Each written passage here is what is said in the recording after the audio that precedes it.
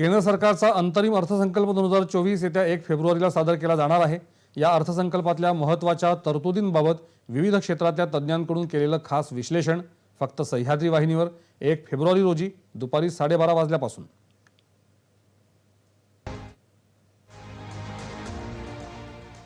मोदी सरकारचा अंतरिम अर्थसंकल्प 2024 1 फेब्रुवारीला सादर करणार वित्तमंत्री निर्मला सीतारामन।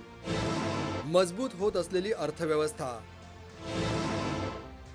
जलद गतीने होणारा विकास, $5 ट्रिलियन अर्थव्यवस्थेच्या दिशेनं भारत, विकसित भारताच्या स्वप्नांना बळ देईल हा अर्थसंकल्प।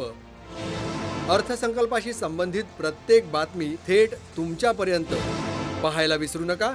अंतरिम अर्थसंकल्प 2024 1 फेब्रुवारीला दुपारी 12 वाजल्यापासून केवळ सह्याद्री वाहिनीवर।